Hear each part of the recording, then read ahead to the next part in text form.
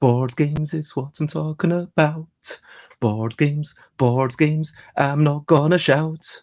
I am starting off this morning streaming with a little bit of singing. And here with me now is Sate, who's as always joking around. And it is, I guess, quite true that 10:01 would be a bit more useful to you if you wanted to schedule for what time. But like 1 minute, what's the difference? I know you're only teasing anyway. Today I'm going to be talking about nothing. We're just going to be chatting as we're streaming. I'm going to share a link to the StreamYard so everyone can come and join me, and it will totally be not awkward. We might even enjoy some hilarity, or probably not. Board games, it's what we're talking about. Board games, I'm not gonna shout. Hey! Good morning, and hello, Sate. It is lovely to have you with me, and it is busy bedtime board game bladder. I mean, just to honour the New Zealanders, even though the Wellington people apparently this show's now too late for them. It's past their bedtime. It's too late, but we're going to make a special show next Friday for the New Zealanders. If you check my thing, yeah, so it is busy bedtime board game blether. And this morning, as I kind of stall for a little bits of time whilst I copy and paste bits of information, this morning is the first ever Friendly Friday Forum. I don't know if I should even put the Friendly Friday Forum with S. I mean, I'm going to be here, but yeah, it's just I don't know what will happen. I just figured at some point, hopefully, Friday day tests will return. And so by the end of next month, I just want Fridays to be a kind of, okay, there's nothing actually scheduled. I just jump in. And if you want to, you can jump in. And then we talk about a brilliant thing. We talk about the recent highlights. We have some questionably quick questions. And if we have any tangents amongst the questionably quick questions, then we can keep that going for as long as we want. I mean, us, like we could ramble for 2 hours about absolute nothing and just saying, yeah, how was our week? And recent highlights indeed. But yeah, if you are in the chat and you want to join in, please do so. Let's talk about brilliant things. What's a little thing which is brilliant? I'm going to say magazines, partially because it's the first thing I saw when I looked to my left. And, magazines are different from books in that are periodical. They come out every so often. And you might say, well, why do you want a magazine? What's the point in a magazine generally compared to just looking up information on the internet? And in this day and age, seriously, who needs print media anyway? And why would you want a magazine when you could have a book, when you could get a bit more stuck into it? But sometimes you want something a little bit lighter. That's why you maybe want a magazine. Sometimes you want to have curated articles, not like the big plethora of stuff that's coming at you. I mean, sure, you can follow one person. Like I could follow Meatballs Like Us. I could follow Michael Heron and be like, okay, I'm going to read through what Michael Heron has to say. And, they used to do these monthly roundups, and I could just say, okay, that's the links that I'm going to read. And there's a little bit joy and curation in that. But there's still a bit of, joy of reading it on a page, being able to physically flick through. Do you know what I mean? I just really like this. And there's something that makes it seem, oh, wow, I've got Mandela. Like, I need to tag Mandela because they've been mentioned here. And, they've got these regular things. It's, because it's been an editor team, you've got the regular features, you've got a little bit of comforts, like, yeah, sure, a few reviews, a few like articles, and I like magazines sometimes, all right? I only subscribe to 2 magazines. I subscribe to Tabletop Gaming and also Edge Magazine, which I've got, I think, all the copies of since issue 50-ish. I might have, like, there's a potential that, like, one of them I might have lost somehow. Anyway, oh, hello, Jess. If you want to join me on my stream, you can totally do that, and I will paste in the link. And I'm sorry that you're not feeling great, Xate. Lots of love. Oh, wow, well, you can all join in if you want, as long as you can vouch for these people and, keep it PG, of course. But that's lovely to hear. Now, I was just talking about magazines and, why I love magazines. If you can think of any reasons why you love magazines, then please share. She speaks Turkish, Farsi, and Persian, and English. Cool. Let's talk about recent highlights, living life and seeing the sights. Recent highlights, playing games and other delights. Recent highlights. Okay. Oh, Jess's friends has gone now. Well, you can join Jess if you want. Anyway, so recent highlights. I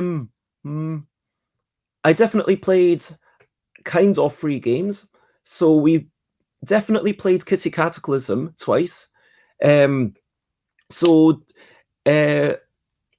was. There was. I'm just going to use initials. There's Mina. Why do I say I'm going to use initials and not use their full names? Okay, you know the people who live in my life. So last night, I kind of arranged some dinner. I was on Alan Paul's show. It was lovely to see the other Alan there, Alan Outson and Jessica. Thank you for joining us.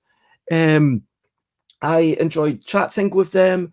I had a wee bit of watching stuff. I went out. I got some chicken, some easy to cook chicken. I made a bit of a salad. Put the chicken in the oven. Had Nicole and Mina and someone else over, and then when I say had them over, like half the people already live in the house, so why am I talking about having them over? But it's like all these people that maybe normally we don't get to eat together, even though we live together, and so that was definitely a highlight. And then we played a couple of games of Kitty Cataclysm before one of them had to venture up to bed, because Kitty Cataclysm, you can always come on, it's only 5 minutes. And then we played a couple of games of Ticket to Ride London, which McCall really enjoyed, even though McCall didn't like the Ticket to Ride New York. I think partially it's just, the nature of it's all about the time that you play it, because that last time McCall was quite drunk and maybe not in the mood for a game. But yeah, Ticket to Ride London was a lovely thing. Anyway, the third thing that I played, which was solo, after everyone was, yeah, that's lovely, we need to head off, I did some cleaning, and then I took out Tapestry, and I played through the first turn. So the setup was really long. It was actually surprisingly difficult. Personal opinion time. I was a bit disappointed by the rules. I personally found it, I can see how the rules might be really good for the subsequent times that you play it, and having played just one turn, I can sort of see the flow of the game over the subsequent couple of hours. It's like, okay, I've got an idea, but it just tells you to put out cards. It doesn't, the little diagram, it's too small to see clearly for me.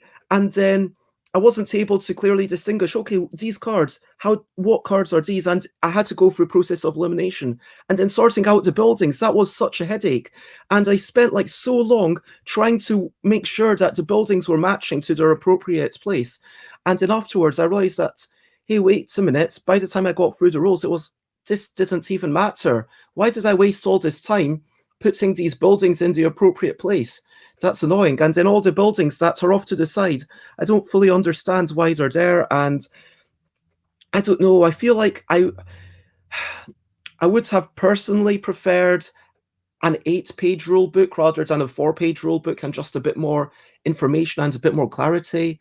And also it dips into and out of examples and between examples and rules. Anyway, it feels well done. It's not like bad. It's not bad at all. It's not bad. It's just I'm just getting frustrated by the imperfections. Do you know what I mean? Because it feels like so close. And but I must say, obviously, everything feels amazing. Like the paper feels like, it's like got this glossy finish, like a really nice card, like, the second edition L-Deck or Kitty Cataclysm, where it's linen finish and it feels bumpy. They've got that feeling on the paper and it's soft to the touch. It kind of feels like cloth. Anyway, that's a lovely thing. No, Ticket to Ride is not the real-time board game version. Ticket to Ride is Ticket to Ride is turn-based. In Ticket to Ride, what you do, here I've got the New York version next to me. This isn't the version that we played last night. It just happens to be that I've not cleaned my room for since March, whenever that was. Yeah, I've not cleaned my room since March. I feel really embarrassed saying that, but that's the truth.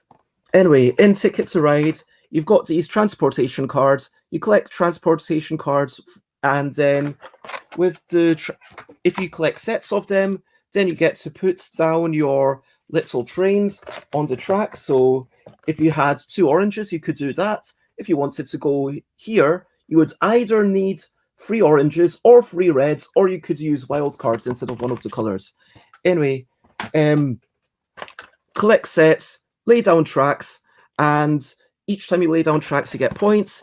Each time you lay down tracks and connect things, at the end of the game, you'll either get points for connecting them or lose points for not connecting them.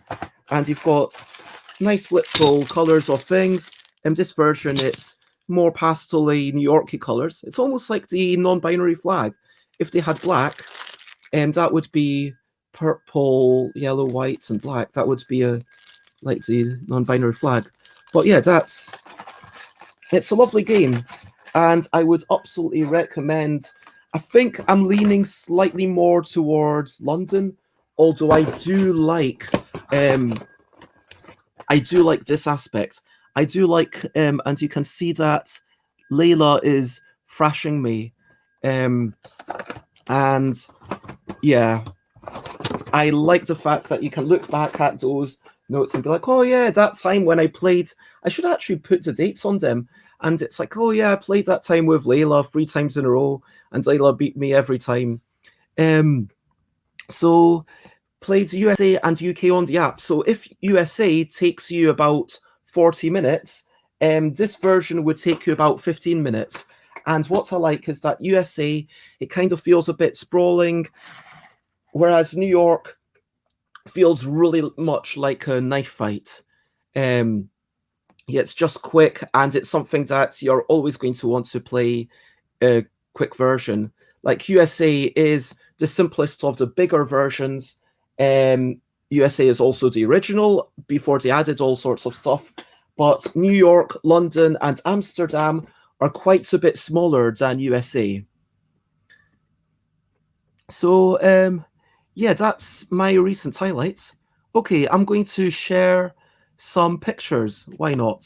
I will share the pictures from my Twitter. Oh, also, I want to share that I've did a wee bit of exercise today, just so I'd be able to write about it. So yay, sharing recent highlights on Twitter forces me to do exercise. So I don't know if I've talked about Flower by Moby. Green Sally up, Green Sally down. It's like a folk song which was based around doing squats. It's a song with an associated kind of children's movements, kind of like Ring a Ring Roses. And then in this sort of pumped up version, Moby took those lyrics, turned it into a song called Flower on the old album Play, which was a classic from back in the day. Play, such a good album. Anyway, so Flower, it's what you do is you do leg raises, or you do sit-ups, or you do push-ups. And when it says up, you go up. When it says down, you go down, but you never actually touch the ground. So you always have this little bit of work that you're doing. And so it's a really good like kind of way to exercise. And after 3.5 minutes or whatever it is, you feel super exhausted. Okay, let me share my screen. Jess wants the video.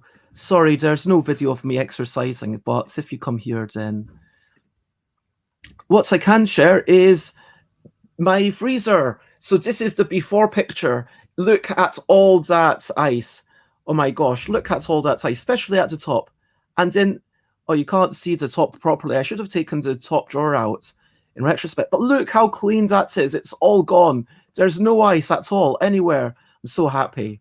Yeah, and cleaned it all, cleaned the fridge, some of this stuff. It's like all sorts of organized, and yeah, I'm so happy with that. This is some home cooking. This actually was a thing that was best before 3 days before the fridge was being we had to turn off the fridge and the freezer at the same time. This steak might have belonged to one of my housemates, but we said for 2 days, hey, the fridge is going to be turned off Friday. Okay, no one took their stuff out. Okay, the fridge is definitely being turned off Saturday. If you want your stuff out, please, we've all agreed to take the stuff out on Friday. Please get your stuff out or eat it or throw it away. So I ended up eating this steak and this halloumi and these onions with lots of pepper and it was a really nice steak. It was really juicy. I'm sorry to all the vegetarians. This was like some of the peas that were being defrosted, mixed in with more halloumi and bits. This is some aubergine and lots of the yogurt that had to be used up. Oh yeah, this is. Oh, I just realised that I completely got. This is what happens when I speak into my phone. A cute scheme. It was meant to be a cute game. My phone doesn't understand the way I talk anyway. La petite mort, la petite mort. Le Petit Mort. It's so apparently, even though in actually, I'm just going to change the banner. To the whole of today is the Friendly Friday forum, so it's not coming up. This is what it is. Yeah, they know that I ate it. Yes, absolutely.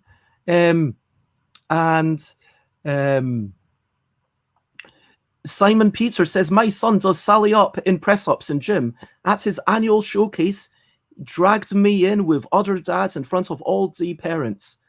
It was humiliating. That sounds fun. Look, if you want the instructions, it's really simple. Just look up Flower by Moby. You can find it on Spotify or on YouTube or probably, I don't know, or whatever. Flower by Moby. Let me type it in. Flower by Moby. There we go. And thank you for the love. Yeah, that's it. Exactly. Flower by Moby. So you just kind of look it up and listen to it. And when it says up, you go up. And so you can do it either with push-ups, up, Green Sally down, and then you get really exhausted. And I managed to do that for 1 minute 30. Or you can do the leg raises, Green Sally up, Green Sally down. And then there's like a little interval which you go with and then you can do the splits, or you can, if you are not feeling up to it, just kind of use that as a wee break. That would be the easy mode.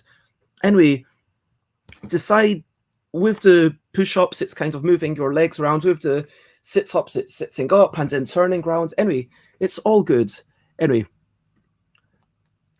Yeah, sure. If you want me to watch you on video, and yeah, maybe we could, next time there's a Friendly Friday, what's it called? Friendly Friday forum. Maybe we could do something like that. Maybe if at least 2 people want, I'm honestly open to doing crazy things. Like we could do hula hooping right now. Anyway, so and yeah, I'm just going to repost the link to the whole notion of Friendly Friday forum if people do want to join in. So, la petite mort.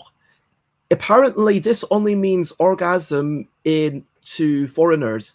It doesn't really mean orgasm to younger people in France. La petite mort is oh man, La Petite Mort is just Little Death, which is a comic, and it's nothing sexual at all. It's just about a little death who goes around trying to make sure that everybody's dead. And this is Je suis auteur de jeux de société, which for those who don't understand French, it means I am a designer of board games, or I'm a board game designer, essentially. And yeah, then you try to kill that person, which I thought was quite, relevant. And these are some of the people that, yeah, it's quite a dark comedy. Anyway, so this is My Little Scythe, which we played, and we ended up playing it twice. There's Xate's favorite person, and that's like us. It's a pretty big game. My Little Scythe, I quite enjoyed it. I felt like My Little Scythe, yeah. If anyone's got any questions about any of these games, I felt like, I talked about it quite a bit on Tuesday, didn't I? But yeah, McCall was down for playing it again, and I showed it to Mina, and Mina's excited to play it next week with Haley. These are some flowers that I saw on my walk around. Sometimes, but not always, I take little pictures. These are some things that I drew. Like work in progress shots, and there's the final shots of this current iteration of the letters for categorical. And so if you've got any feedback on these letter shapes, then please let me know. Sorry, Xate. No, I was talking about Chris, but I think Xate is just teasing.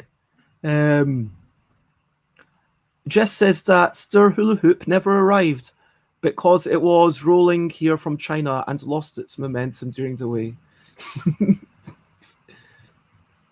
Okay, and oh yeah, Ticket to Ride London.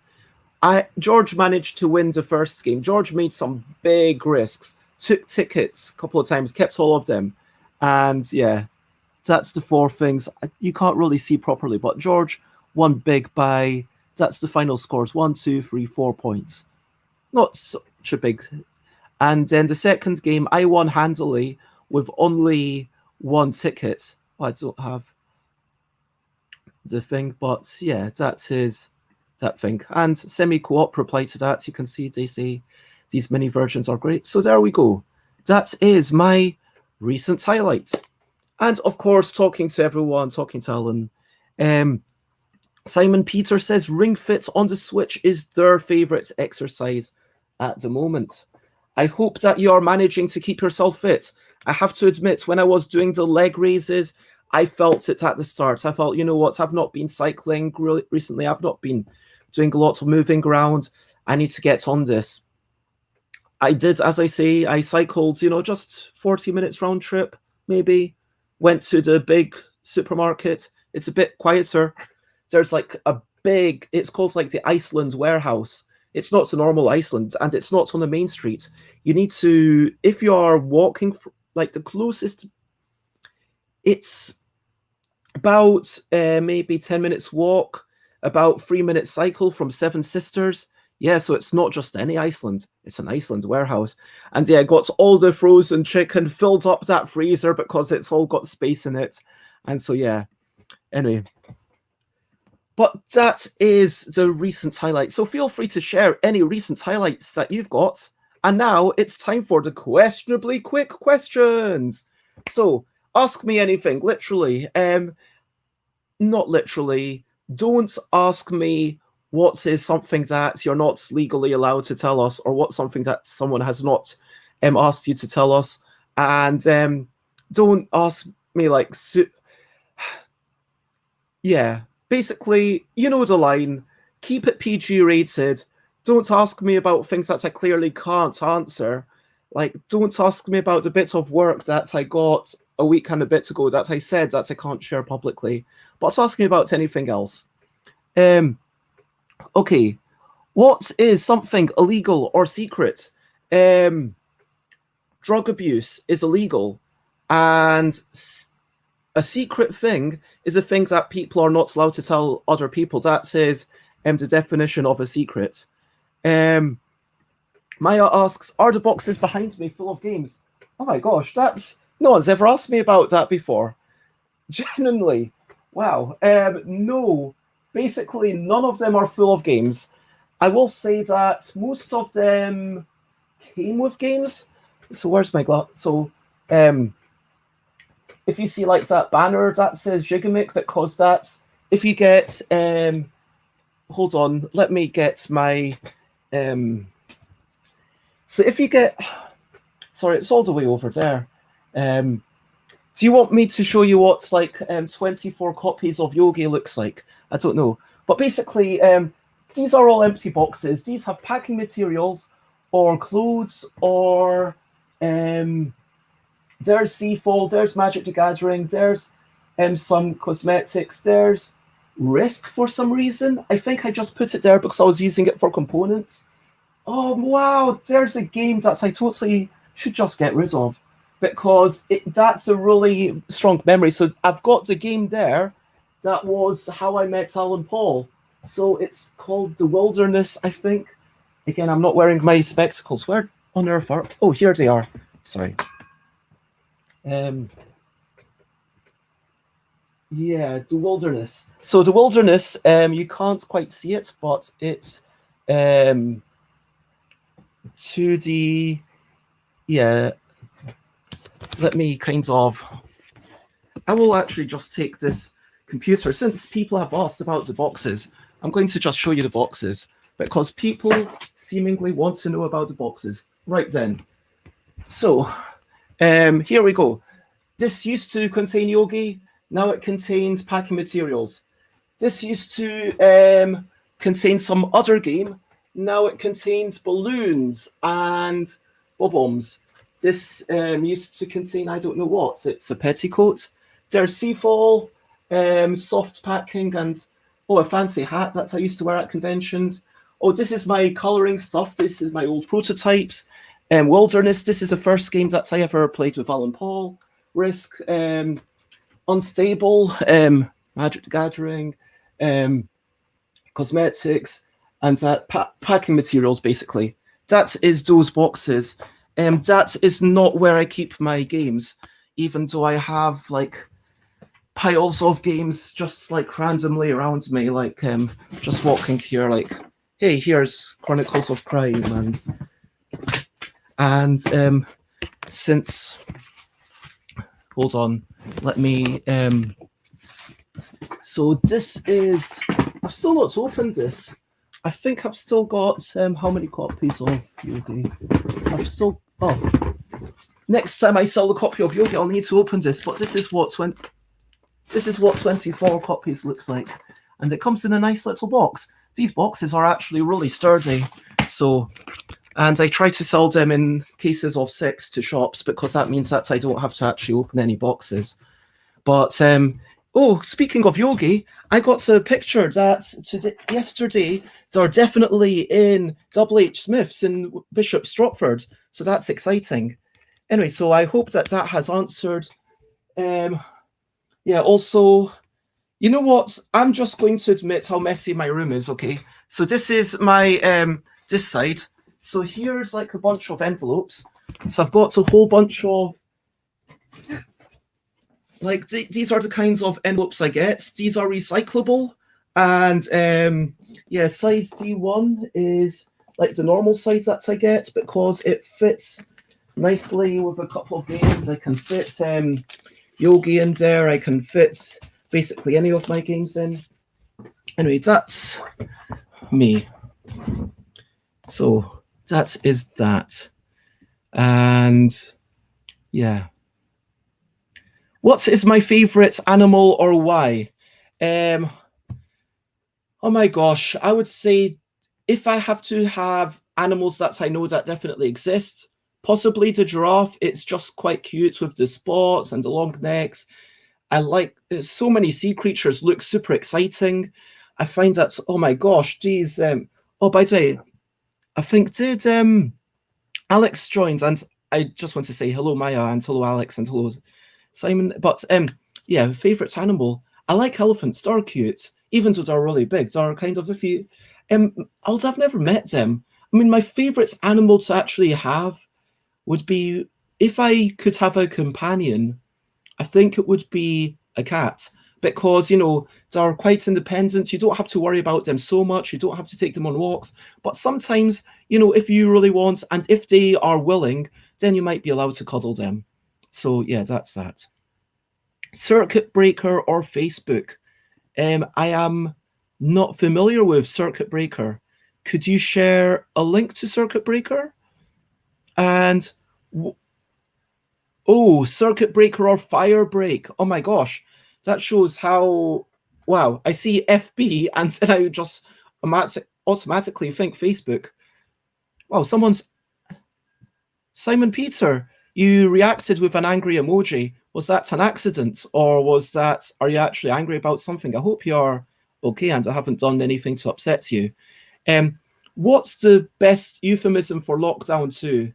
I think just saying, I like Circuit Breaker because it's all, but I think the important thing about lockdown is it has to be diligently obeyed and it has to be clear and it has to be okay. We're going to do it across everywhere. Just properly enforce it. Yeah. Because we know you, we all assume they are empty or at most have packing peanuts in.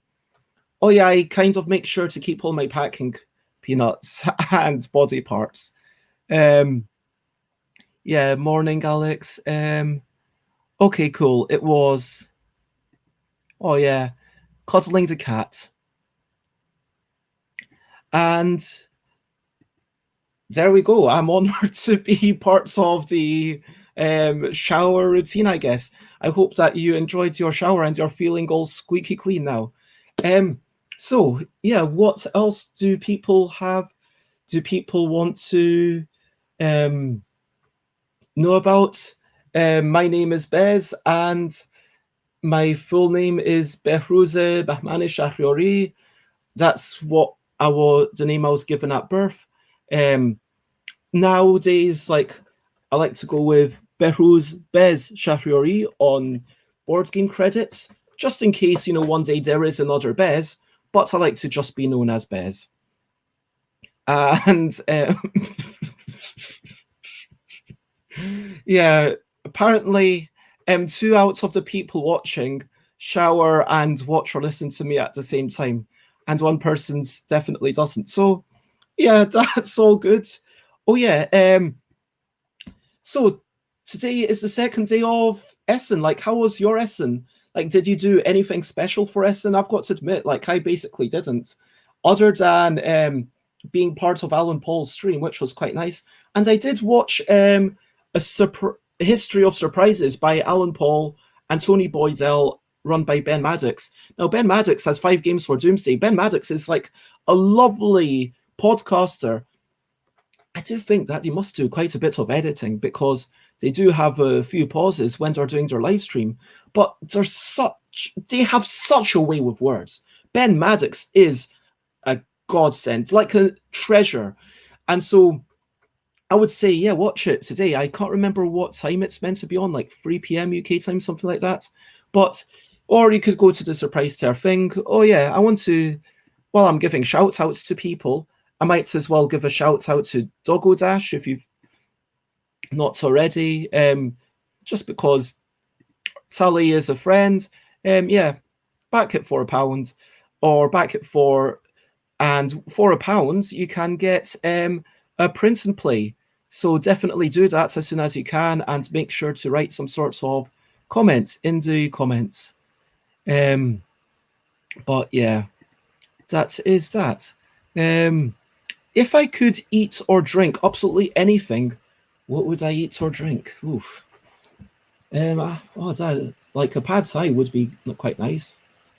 Probably if look, are you offering me a meal from anywhere? Because I would probably have something from Malaysia, I think. Yeah.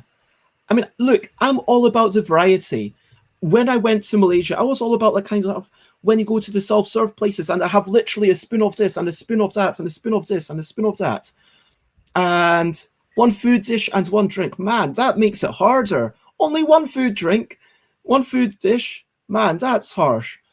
Okay, I would right now, you know what? I might even have this for my breakfast now I'm talking about it. I would have a spicy curry with rice and some sort of lassi. I don't actually have a lassi, but I do have a spicy curry in the freezer that I bought yesterday when I went to the Iceland warehouse. So you might have that. But if I could have a fresh thing, I would have some sorts of prawn, seafood, spicy thing, something with prawns, maybe squid, maybe from Malaysia, something with a bit of spice to it, something that surprises me, but it still works together. Yeah. And maybe some sort of yogurty drink. That's what I would have right now. Um, um, Alex is at work and it would make it awkward to shower because there's no shower. And yeah, you could take in a camping shower. That would be equally awkward indeed, but it solves the availability issue. Oh man, I'm so jealous of people in Thailand. You know, I wish I were living in Thailand. You know what? If I were able to just teleport myself like a one-way ticket, like if I had a one-way teleport right now, I would come and I'd, I'd talk to you about the logistics, you know, like how much space do you have, Jess, and stuff like that. And like, yeah, how much stuff would I be able to take with me? Would I be able to take board games? Would oh yeah, would I need any work over the next potentially year or so until I got to come back from to London? But yeah, I would totally love to be there. Simon Peter says they would always want oysters any time of day or night. I mean, that doesn't sound healthy, like having oysters for every meal. I mean, you've got to balance your diet. Come on, Simon. Malaysia is food heaven. I agree. We've got other food choices. Alex would like a veggie sausage sandwich with fried onions and a nice cup of breakfast tea. Jess would have a roast dinner with a giant Yorkshire pudding, roast beef, and horseradish sauce. Horseradish. That's where it's at, yes. But I know that Jess is missing the UK, so I can get behind, you know, that's why you're having your special, yeah, and loads of gravy. And yep, Thailand is apparently a nice thing. So with cheap food, which we're lucky to have, and say I'm sorry that you're not feeling great. Again, lots and lots and lots of love. Oh, it's just so is there any more questions? Have I answered all the questionably quick questions? Did Oh yeah, let me look at the normal ones. Did I have breakfast? I had a wee bit of this, which is my red juice, which I actually quite like. It's got strawberry, cherry, apple, guarana, and flaxseed with vitamins. And I buy these when they're on big discounts, currently half price off at my local one of my two local supermarkets. And by local supermarkets, I mean a supermarket where it's literally about 30 seconds away. And those two local supermarkets, although they don't have the best selection, it's really nice because if you go in at a certain time of day, by which I mean before 9 a.m. or after like 7 p.m., there's basically no one else. So you get like at most one other person in the shop. It's brilliant. And yeah. Oh, Simon says definitely Xate. By the way, Will Cook for Board Games is also known as Xate, Xate. The food at Casa del Bez sounds amazing. Oh, and Jess says eggs, baked beans on toast, to which Xate says, ew, never mind, I'll starve. Oh, and put the hot beans over some strong cheddar cheese. No, you put the cheddar cheese on top of the beans. You don't put the beans over the cheese. You put the cheese over the beans. Come on. Like, if it's beans over the cheese, then the cheese kind of, when it heats up, it adheres to the plate or the bowl. If you put the cheese over the beans, then the cheese, it's okay, it's got the coolness of the air, so like you might have a hard bit, but you put it over it and then you mix it in, so it kind of melts in properly. Yeah. Blue cheese, yeah, that's... Yeah, cheese on top. You right on, Simon. Come on. What are these people thinking? My gosh. Oh, oh, oh. Oh, okay. So you've got toast and then cheese and then... I thought it was just cheesy beans on it. So, okay. That I can understand. Toast, cheese, beans. That, yeah, that might work. Okay. So, yeah, that's all I had for breakfast. And now you're going to watch me drink some water out of this other one.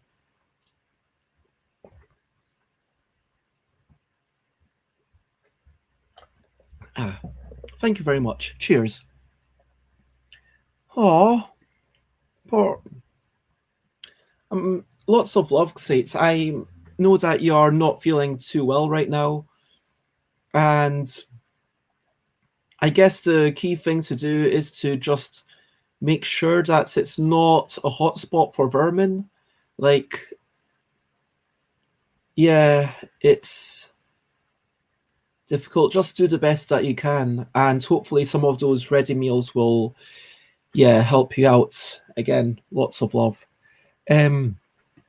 Last time Jess was at my house, they had not been to the UK for 2 years. So they had egg and beans on toast with blue cheese right after the plane. Well, baked potatoes.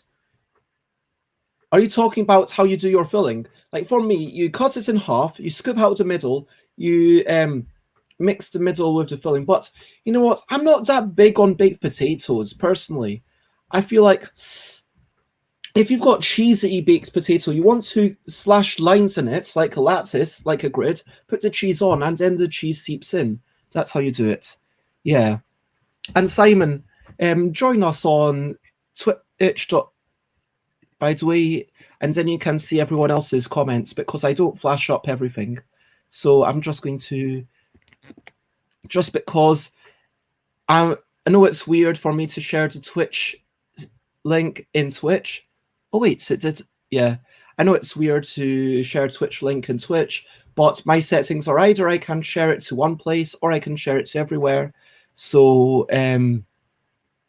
yeah, that basically saves me a few clicks. So, yeah, come over here. Baked potato, butter, tuna mayo, beans, and cheddar cheese grated. That sounds a bit too much for my liking. I would go for the baked potato, no butter, tuna mayo. That's me. Tuna mayo, no butter. And maybe a bit of chopped celery inside that tuna mayo. You know, get some crunch going on. Make it feel a little bit fresh. Tin tuna, mayonnaise, chopped celery, bits of pepper, bits of salt. Maybe a bit of chili salt. Oh, man. A package just came, and I thought maybe my Shelfapalooza prize was here. But it was for a neighbor. Oh my gosh. And talking about cheesy potatoes, Simon Peter says, cut into quarters and squeeze it so it goes fluffy. Yeah, I can, yeah. Okay. Yeah, I can get behind that. Okay, the next question. When did we wake up? I woke up shortly before 8, I want to say. I had a wonder. Yeah, you know, there were some questions that I was actually meant to ask. Let me look up on YouTube to remind myself what these questions even were. There were definitely some questions that might have been... Oh, there we go. Let's see if this works. Sorry about this. Let's just kick back and chat. How are you? How was your week? Any highlights? I feel like So we've already talked about recent highlights, but we've not really had a full week thing. It's like, how are you? Like genuinely, like you know what? I think everyone's got some rubbish stuff happening. Like life. I feel like for me, life's kind of getting better. Like I'm excited about stuff and I'm looking forward to stuff. I've still not gone through and rewritten all the LDEC design contest entries. I feel my last week we had, did so much. Let me actually look at my calendar. There was the Bez and Friends game day. I felt like that went fairly well. Chatted to Tiz, hung out with Chris and McCall, chatted to Daniel Dancer. They were lovely. Had my second ever group thing on the stream. I mean, chatted to the person whose game I'm developing, which is played a bit of, balanceable in the evening. Yeah, done some raiding. I've enjoyed the raiding. I've enjoyed the kind of hearing musical artists. Like, I think that Zanny, we're not going to hear them again because Australia time zones have moved 2 hours apart, which is a bit of a shame. But Zanny's going to be releasing a new album soon, which I've really enjoyed. I've been chatting to them a wee bit on Instagram. Like maybe one day, if I'm still doing this in 6 months, they might come on the stream. Oh yeah, we saw a bit of Alan Outson's Alphabetical. That was super exciting. And then having Maya on. Oh yeah, Maya was like, honestly, Maya, you were an amazing guest, and I have no constructive criticism for you. I don't feel like I'm good enough to say, hey, this is some constructive criticism. Like for the formats, I think you were perfect, and I'm just saying that because Maya asked for feedback, and I'm sorry to make that public, but genuinely you were amazing. Streaming on Alan Paul's channel, that was interesting, and this is my first ever friendly Friday forum, so it's a bit less chaotic than I expected, but yeah, hopefully a bit of fun. So I am generally okay.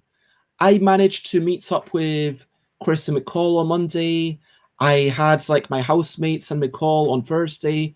Yeah, there's no. Oh, and Chris came over on Wednesday. And I did see McCall very briefly on Wednesday because McCall comes over to pick up Chris. And so, yeah, and it was lovely having Mina there. And Thursday seems to be our like dates. It's a weekly dates night for the household. And so I'm not going to say that things are hunky-dory. There's still some tensions. There's still I feel some tension, but and I feel some frustrations, but it's nice to kind of have an evening every so often where okay, you get together, and that's really nice. Oh yeah, and I had my first support network group on Wednesday. That's going to be a once every 2 weeks thing. That was a lovely thing. So yeah, that was. Let me actually turn this into a thing. I'm not going to open up. I don't have any boxes to open, I don't think. But yeah, let me know how you are, and generally, how was your week? Were there any highlights? And for me, I think that just meeting with people and having these daily chats, it's like just such a lovely thing. And so thank you to everyone who keeps popping along to it. Yeah, what are we looking forward to? I think I'm looking forward to Sunday night. Like I'm going to see online Alan and Charlie Paul, and we're going to have a meal.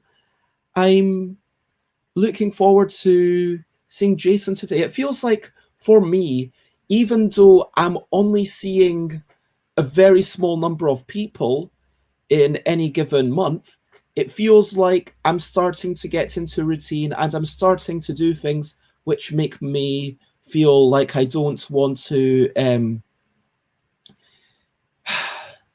like I'm able to cope. Do you know what I mean? Let's put it that way. I feel like I'm coping, like I'm able to cope, like I'm not great, I'm not good, but I'm relatively good, you know, given the state of how messed up so much in the world is. I'm looking forward to future streams with like tomorrow, the Huddersfield folk, Dan and Cora Hughes. I'm really looking forward to talking to Cora. That's going to be lovely. I'm looking forward to seeing people on Monday. Yeah, no, it's not that the stream is over. It's just, yeah, maybe it is. Oh, thank you very much. Oh, and Simon talks a wee bit more about. So Simon says, make the baked potato fluffy, then butter, some cheese so it melts, then beans, sprinkle with chili, more cheese. And Jess says, they're going to Simon's house when it's possible. Look,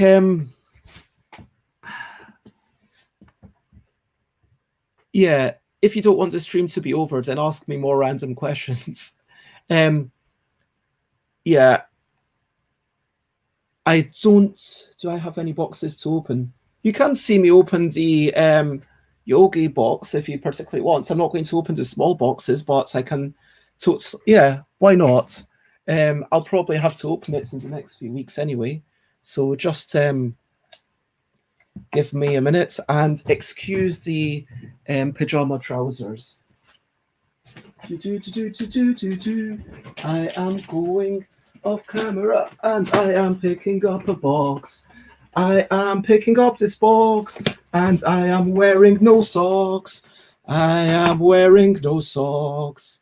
I am wearing no socks. I am opening this box. It is an unboxing, but it's not a very exciting unboxing because you know exactly what is in this box. It is another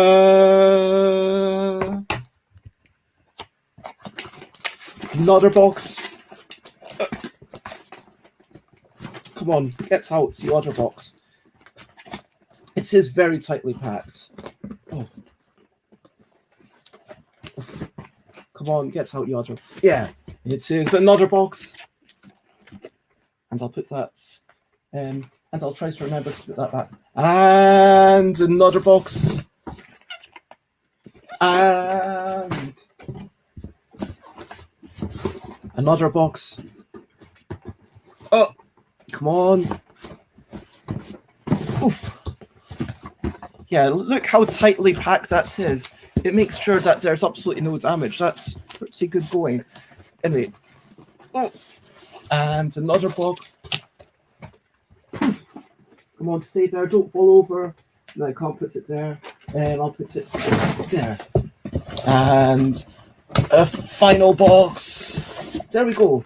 And I will even open this final box. Even though we know exactly what's in it. And you've seen it so many times before. Even though I keep showing the different language versions. And so, yeah, that's... and I'm not a fox. I do not... Oh, gosh, I do have a rock. I totally forgot about that. I got given a rock some time ago. And then I was meant to take pictures of it in London and then send it off and leave it somewhere. And I totally forgot to do that. I should definitely do that. I was given that like at the start of the year, pretty much. Or maybe at... Anyway, so this is the final box. And in this final box, you get a little bit of white paper. So you see, if you buy 6 boxes of Yogi, you get a free little bits of paper. What an amazing deal. Just buy 6 boxes of Yogi and you too could have this free sheet of white card. It's kind of brown on one side. I'm not going to lie. I wouldn't really use this for art. It's not the best card. I mean, it's okay. As bits of cards go, I give this bits of cards a... If you were painting on it, I mean, it's quite shiny, it's quite glossy. I mean, if you used permanent marker, that might be fine. Yeah. And obviously, you've got 6 Yogi, and they are obviously very tightly packed for safety. And I'm not going to open it because I am going to sell these, but yep, that is the game that you all know. And that's what's in the final box. that's 24 copies of Yogi. Oh, and if you look underneath, you can see that there is a little bit of cardboard underneath. So you see, buy 6 copies of Yogi and you get not only 1, but 2 sheets of cardboard. What an amazing deal for the low price of 6 times whatever. I think I'm charging £12.50. You know what? If you buy 6 copies, I will cut you a deal. I'll give you 50p off. And you'll get 2 bits of cardboard. It's the deal of the century. By deal of the century, I mean it's not a very good deal at all. Yeah. Yeah, exactly. This is like such an amazing deal. And not only do you get that, but you also get a free bit of silica gel in each of these games. That's what you are. I know you gamers, you're all about the silica gel. You're all like, you know what, this game doesn't have silica gel in it. It's not for me. But I am here to tell you that this game, if you're about the silica gel, this is the game that you want. Can I have extra cardboard instead of the discounts? Oof. You know, you drive a hard bargain. I tell you what, if you order 6 copies, just for you, Simon, I can't do this for everyone, but just because you were first to ask, I will take my 2 pieces of cardboard. I'll take these 2 pieces of cardboard and I will put them into this box. Maybe not this specific box, but into another box. So you'd have 4 pieces of eggs. So yeah, 4 pieces of cardboard. You see what Sates is saying, you know, if there was 4 pieces of cardboard, and unfortunately I'm not offering it to Sates, I'm just offering it to you, Peter. 4 pieces of cardboard. How can you say no to something like that? Yes. I agree. Simon should be on Twitch. And oh my gosh. Oh, Simon says that's twice as much cardboard. Exactly. It's double the cardboard. How, you know what, like, this is, sales are going crazy. You know what? Order now, 6 copies, and I will give you a free. Are you ready for this? Business cards, which is, of course, another bit of cardboard. It happens to have some printing on it, so it's not quite as something that you can customize in your own way. But, you know, I think you can make it work. I think you could use it into your... Yeah. Oh, Simon is having password issues for Twitch.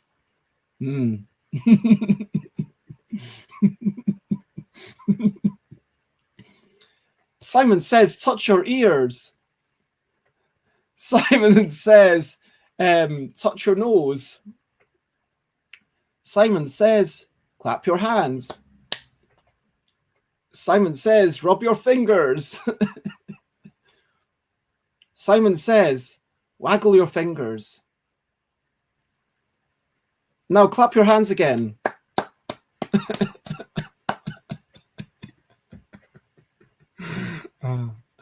Yeah. Okay. In all seriousness, yeah.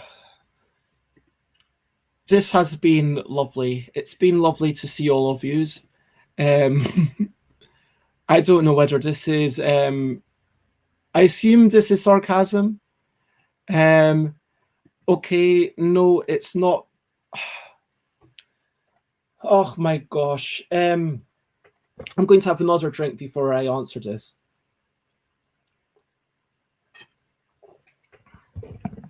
Look, no, it's not directly based on Simon Says. Yogi, if you look at it's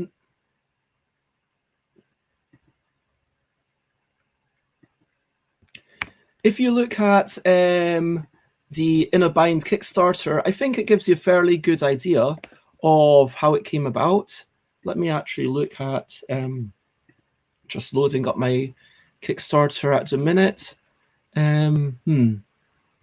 there's a little bit at the bottom. It could be the next the game of physical contortions. Oh, I think this is it. Development. The game started life nearly a year ago. This was back in August 1st, 2014. It used to be like this ridiculous game. Look, this is what I keep saying. It was ridiculous. It was overcomplicated. It was based on Unfair, which was a game by Danish Frank. Danish Frank being a person who came to Playtest UK and then stopped coming, went back to Denmark, and I just could not get in touch with them. Unfair was a lot more similar to what Kitty Cataclysm became, although it was also more complicated than Kitty Cataclysm.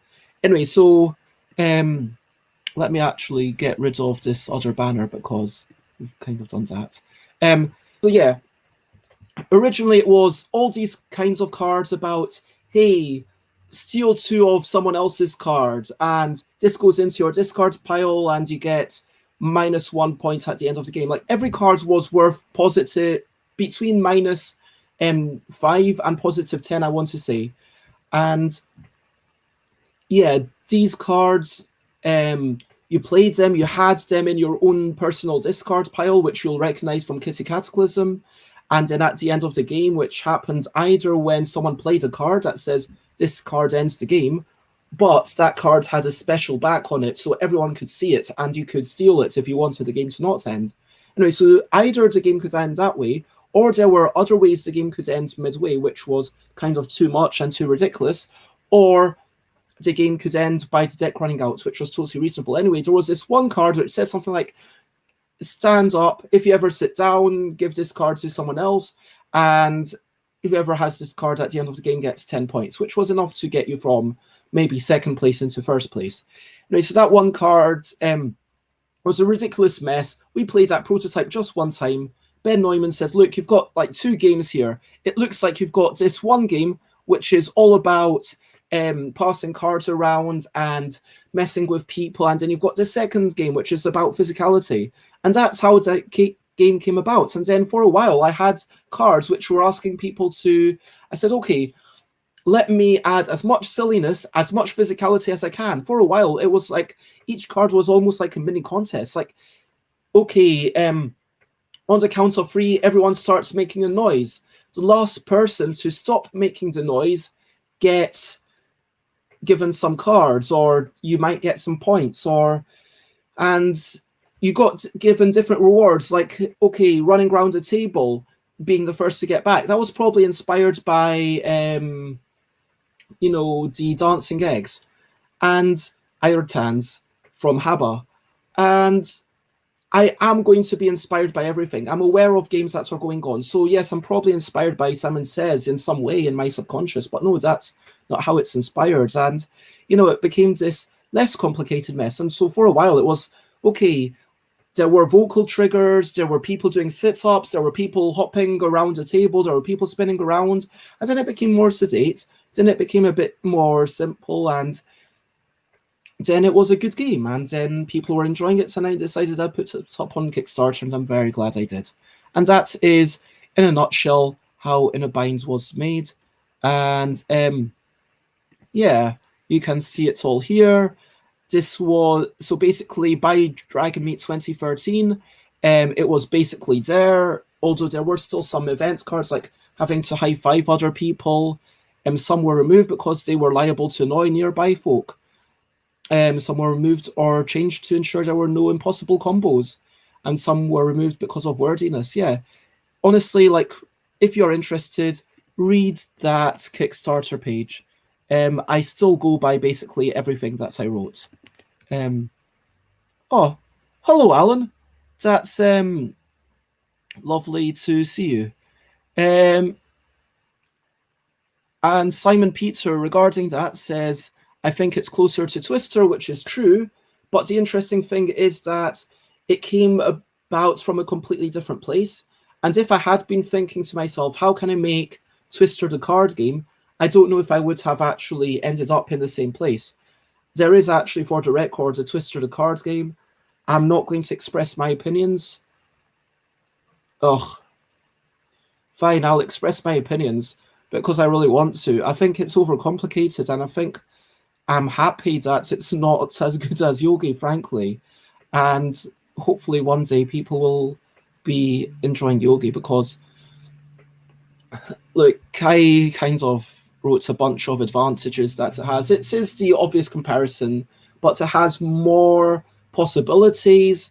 Like Twister, it's just like 4 colors, 4 limbs, that's it. Where do you go from there? Here, there's like more going on. It's more like possibilities, especially with the expansion, especially with the wild cards. Anyway, oh, thank you very much. I'm glad that you enjoy it. And hello, Alan Outton. What does Sabai mean? Can you remind me of that? Oh,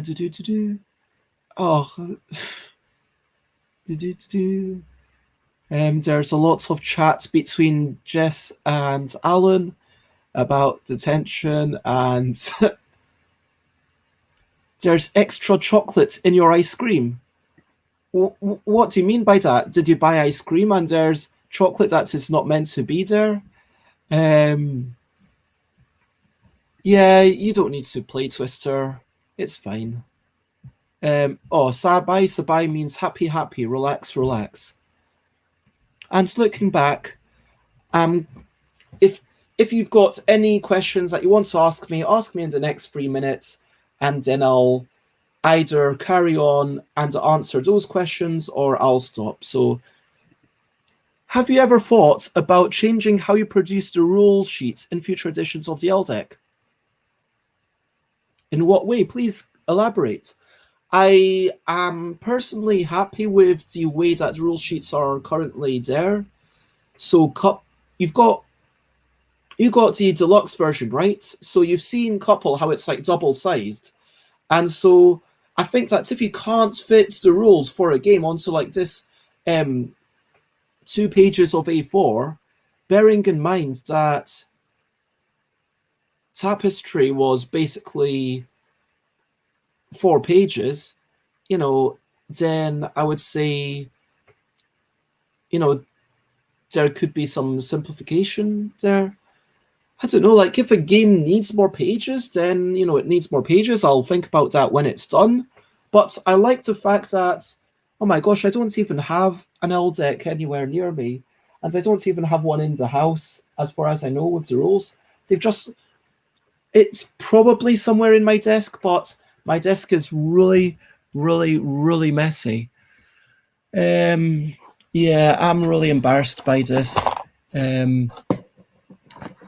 Yeah, I cannot. Look, I like the fact that with the LDEC, you've got the little.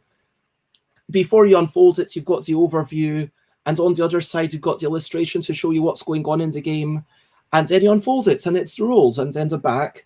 It feels like having that overview, vital info, and illustration before you unfold it is like a nice feature.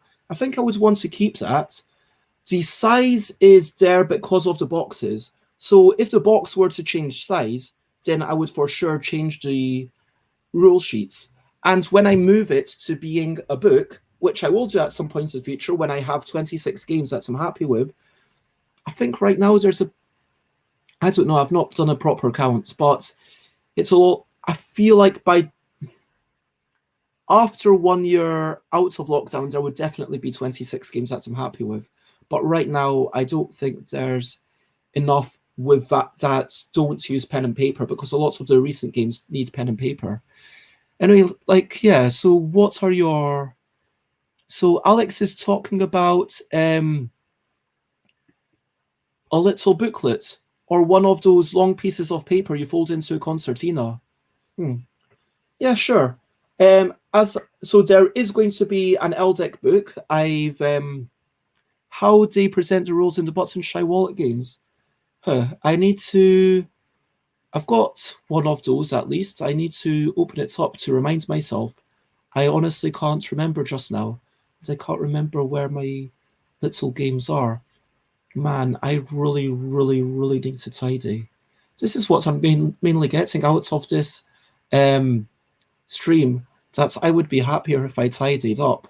But okay, look, So the rules are essentially a concertina. They're kind of a threefold, like they whoop, boop, boop. So they do kind of concertina, and then they've got that one final fold. It's all to do with the as the number of games increases, it might be good to make the rules more compact.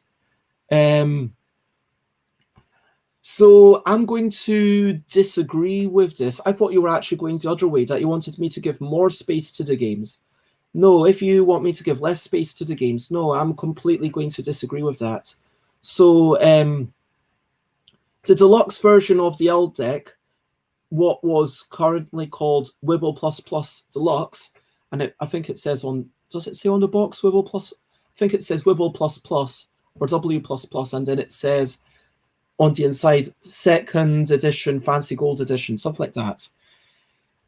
Anyway, so I think that what I appreciate about this is, compared to the first edition, where all the games are on little cards, and all the things on little cards are just,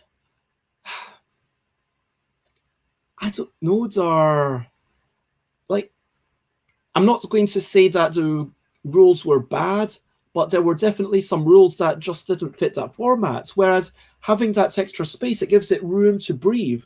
I could have probably cut down Couple and not had so many examples and had it fit the exact same size, paper size, as everything else. But I didn't. You know why? Because I want to make sure that everyone understands how to play it, even if that means that there is a superfluous illustration of Roof and Towel dancing in the bottom right corner. And yeah, if you like, what's the point of this illustration of Roof and Towel dancing? Well, there is no point, but it adds a bit of humor. But I would rather, if it were like, it's basically white space. Look, I could have cut it down, but then it would have been a bit too packed. I would have had to cut out all of the illustrations. It could be 75% maybe, or 80% of the size that it is now, but that would be an awkward size.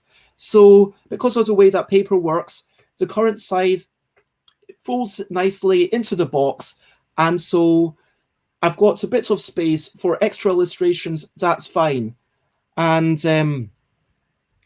yeah, that's it. Like, I want each future deck to just have one game. Like, we will have the Categorical deck, which just has Categorical in it, which will be the first deck with just one game in it, which I'm really excited about. And then we'll have the Alphabetical deck, which will be the classic typeface, because I think the classic typeface suits Alphabetical well. And that will be the Alphabetical deck, and it will be just for that one game. And there'll be a sheet of paper just for Alphabetical. You won't get to see any of the other games, but there will be a little sheet of paper that says, oh, by the way, you can play all these other games. Just go to stuffwithbeds.com/ELL/. And then currently that redirects you to the repository of things via Google spreadsheet. But I really need to improve that website at some point. Yeah, it's a mixture of cost and having to anyway, but I want to give each game the space to breathe. I want to be expanding it and maybe even giving more prominence to each game, not less, because these headline games, they aren't even just good games. I think that, Puzzle, I understand that not everyone enjoys Puzzle. I know that Xate isn't that keen on Puzzle, but I'm really proud of it. I think it's a solid game, and I would like to put it into a box and say, hey, here's space for it, the respect that I think this game deserves. Like Couple, I think should be given the space it deserves anyway. I hope that makes sense. But yeah, that Quasula says, yeah, just talking about formatting. And yeah, at some point, as I say, when I get into a book, then I'll want everything to be similar. Maybe some games have more pages, some things have fewer, but it will have to be reformatted. But I'll come to that when I come to it. What else has been said? What once social distancing is all lifted, we should all do everything we need to do. Sure. I was thinking of converting all my cardboard boxes into a Kallax. And a Kallax is a particular brand from IKEA of white shelving units. There are big white squares. Yeah. I'm sorry. Whoa, this is really terrible. Oh man, Jess's friends are in Elephant's Island, and yeah, this is true. You can make it brown or black, but most people go for the white one. But yeah, you need to pay to just get to the beach. Oh, I'm sorry that IKEA robbed you. How did that happen? But oh, your sister has a Kallax. Is it definitely Kallax? Because there are other boxy IKEA solutions. I can't remember what the other one's called, but Kallax, it's also really good for books. It's good for just popping things in, and we're thinking of getting a Kallax for the kitchen. And so, yeah. Oh. My shop has Kallax, and it's been completely wasted on sheet music. Hey, I thought you liked music. But anyway, I think that brings me finally to the end of all the questions. So I guess, yeah, that brings me to the end and to the recap and wrap up. Should there be a recap wrap up for these Friendly Friday forums? I guess this was the first ever Friendly Friday forum. It's a silly thing. Like, one day, hopefully, I'm not going to have another one of these for a few weeks. The next one is going to be in December. So, like, starting in December, yeah, this is my announcement that starting in December in in the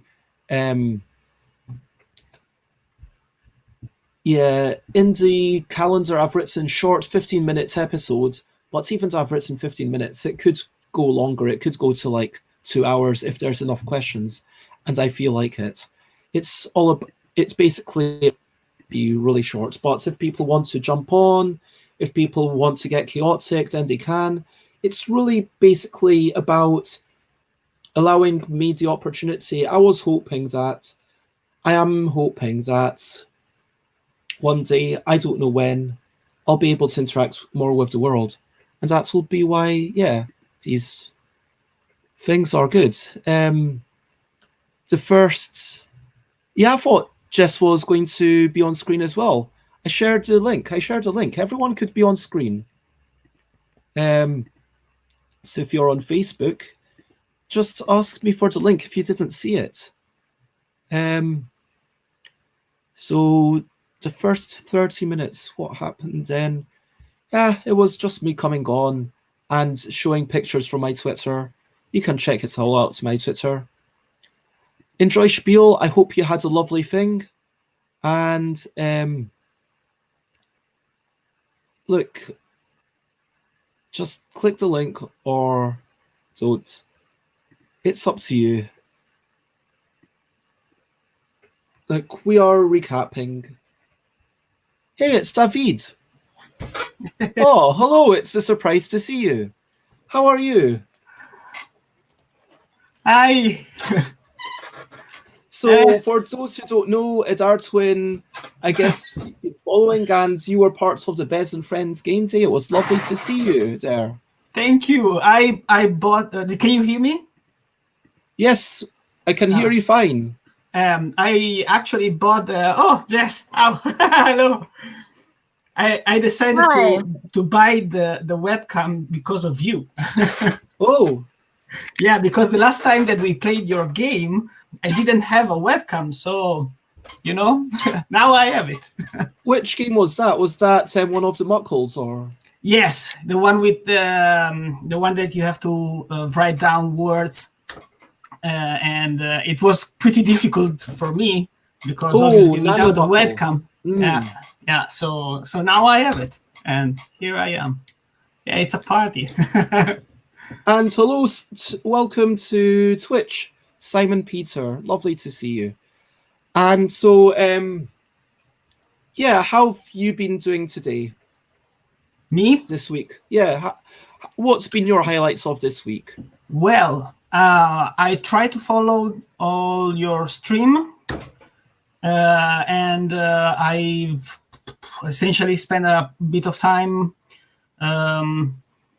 testing some of my games on Tabletop Simulator, and and I'm trying to find the courage to go to some firma here where I live to present myself and try to find some job in this market, in this industry. Did you say to go to some firma? See, some companies. Firma is the German words for companies.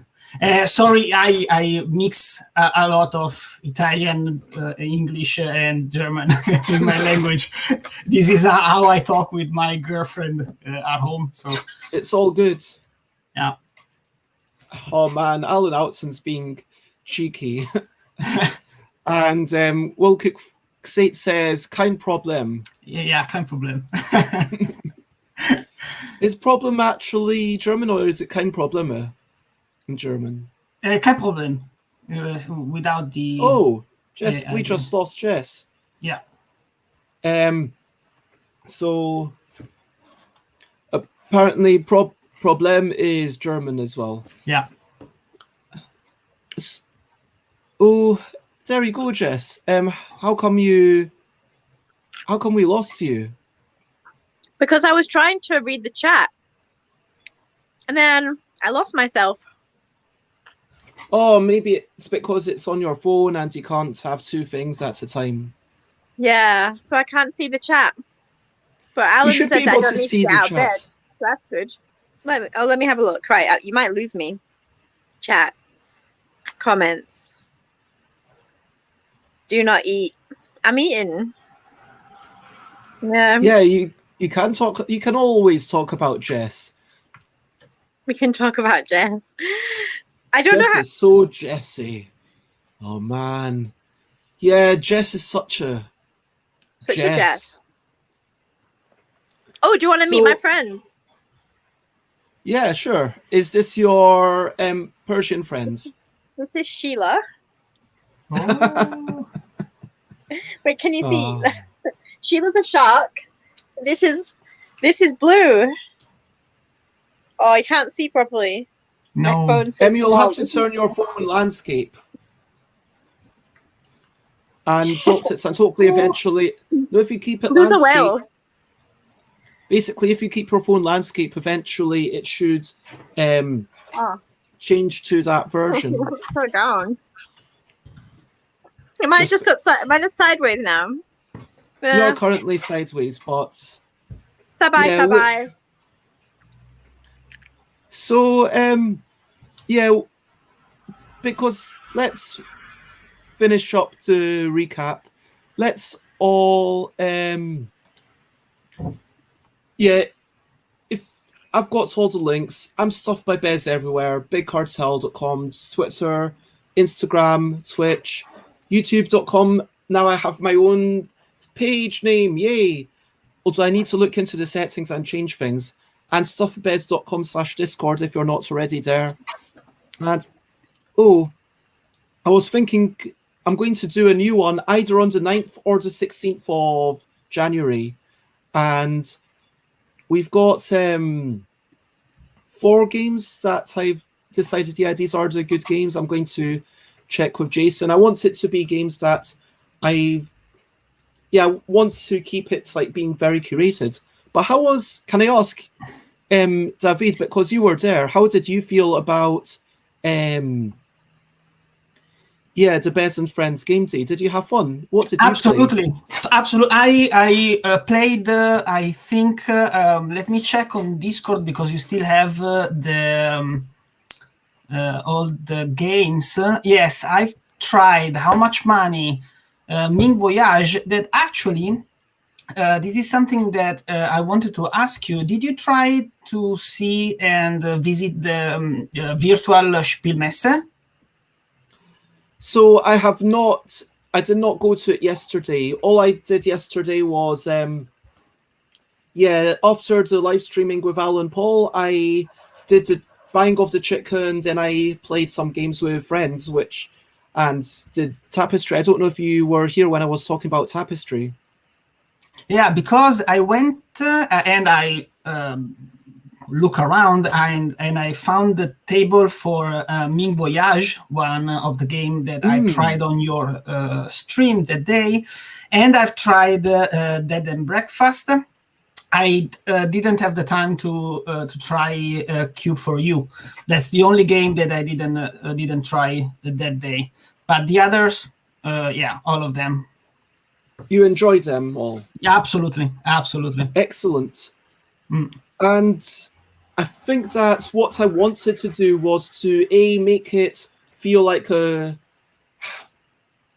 like when you've got thousands of people or hundreds of people, it doesn't feel like a friendly thing.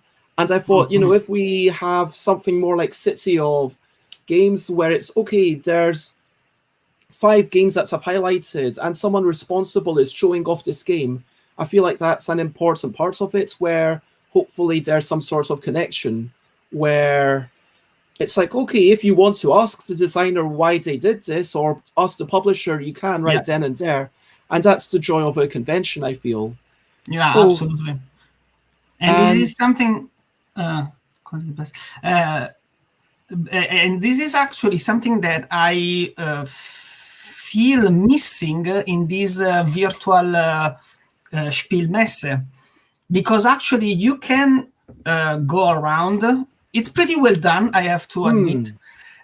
You can click around these virtual tables, but the problem is that even if you go inside one of the table, they link up to the Tabletopia, but you have no idea if there is already someone on the table, if the table is full, not full, if there will be someone following you. This is something that I felt not super well made. It's difficult, isn't it? Because when you walk around a normal physical convention, yes, it's really easy. You look at the table and it's, okay, exactly. There's some people playing this already. Oh, here's a table, it's empty. There's someone waiting for someone to play a game with them. And I can run around Cannes, and just because I do genuinely love Cannes, I actually prefer it to Essen. I'm just going to say, as a punter, Cannes, I wish I spoke French a little bit better, because some of the demonstrators, English isn't assumed, if you know what I mean. And my French is not good enough to understand anything but the absolute simplest games. But I can go around and say, oh, here's a cool thing. And then I say, okay, this person is free. I have a conversation with them. I ask them about their game. I hear about their game, and then I decide, okay, I'm going to play it or I'm not going to play it. And I know it's so much information that you get by just turning your head 360 degrees. You don't get that. People don't realize that's constraining everything to a screen. Yes. It's such a big handicap in so many ways. But, especially because you, in this kind of situation, you can feel the people around you. You can feel the happiness, this kind of emotion all around you. In this virtual, this one, not so much. I really have no emotion clicking around and finding, even if I'm looking for something specific, even after I found the thing, still something is missing. It's like that. I see we've got a few questions that Alan's asking Jess, but before we get to all of them, if we do, Jess, do you have have you ever been to a board games convention? Do you have any interest in board games conventions or digital board games conventions? Yeah, I think it would be good to go to a board gaming convention. It's just never really come up. I don't think I when I knew you, I mean, how long have you been out of the UK for? He'll know you. I've been out of the UK for more than 4 years. Yeah, I was. When was that? 2016. That was. That was the year that I first exhibited in UK Games Expo. That was a good year for me. What month was that? It was the start of the year. It would have been end of May, start of June. Oh, that's just when I was leaving. I left around then. I left to Bulgaria. Oh, yeah. Yeah, it could happen in Thailand. I'm not sure if it already does happen in Thailand. I'll find out. I mean, it probably does. With the thing that I was doing, which started at 1 p.m., that was a wee bit late for you, or I guess you just had other stuff going on that evening because you're already out online? Of lockdown. Yeah. Was it on? Oh, I probably just had other stuff going on. Yeah, because we're not in lockdown here anymore, so it was probably that. I mean, I'm very envious. But I still like to hang out in my bed with ice cream. Sorry? I'm very envious of New Zealanders. I don't know if you're aware, but there's the first, to my knowledge, the first physical board gaming convention happening this weekend. Oh, okay. You know, since COVID started in New Zealand, because they are kind of all out of lockdown. They've got WellyCon, which is going. It used to be 1,000 people. I'm going to chat to them next Friday about how it went. Oh my gosh, yeah. You need to have your wellies on. That. I remember. Yeah, that sounds amazing. They are very lucky. I mean, I think that's the case. Like, everyone's missing it. Would you agree with this, David? Absolutely. I have a little bit of experience with, not professionally, only as a customer, let's say so, in Italy. I went to Lucca. Lucca Games is one of the. It's pretty famous in Italy. It's not only board related, but there is a big chunk of this event on the board game and Modena. It's Modena Lucca Games and Comics, something like that. Yes, exactly. Lucca Games and Comics. Yes, essentially the biggest part is on the comics, but then you have a very big part. Imagine that this is a very strange event because it's a city. It's the city center, so it's a full city. Then it's a mess. So it's huge. It's really huge. And this year, like, it really boggles the minds. Like these kinds of festivals where it just takes over an entire. It's an entire city, and it's amazing. It's if anyone can in the future, there is no words for me to describe. Go because it's something. But you really need to understand Italian to attend Lucca, don't you? Kind of. Like if I want to go to Lucca and have someone explain a game to me and learn a new game and play some games and friends. For that, I'm pretty sure the companies there, they will find people that can talk in English with my level. So this is a very strong Italian accent. I understand that, but you can find that kind of person to help you. Yeah, with no problem at all. Maybe you will find some problem if you look for comics and go in the stand of a little shop that maybe the guy will not talk in English, but for the rest, no problem at all. And imagine this is a city center surrounded by medieval wall. All the city center closed, and the population of the city like double, triple, only for that weekend. And it's full of people enjoying the city, the event, a lot of cosplaying. The one of the main event is the cosplaying everywhere. And then you have this huge part of the city dedicated only on the board gaming and this kind of smart game. Yeah, and it's amazing. It's really amazing. Yeah, there's so much that I would like to see before I leave Europe, because Jess knows that I've had this plan to go to South Korea, and then I was going to visit Thailand and everything. But I mean, with everything the way that everything's gone, I kind of wish that I'd just. I mean, it feels like there's no point in being in London right now. Do you know what I mean? Because the reason I'm in London is because of all of that. Sorry. This is not very subtle.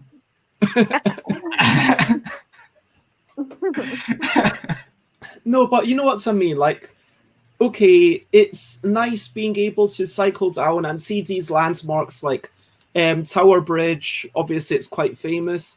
And Houses of Parliament, and yeah, Big Ben's a bit rubbish right now for a few years. I don't know if you're aware, it's got 4-year construction going on with lots of scaffolding around it.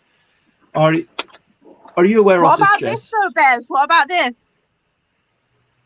I mean, that looks all right. It doesn't look as actually, on the other side of my building is a very, very famous building. If I take you there, I'm going to lose my signal. So I just showed you the bank instead.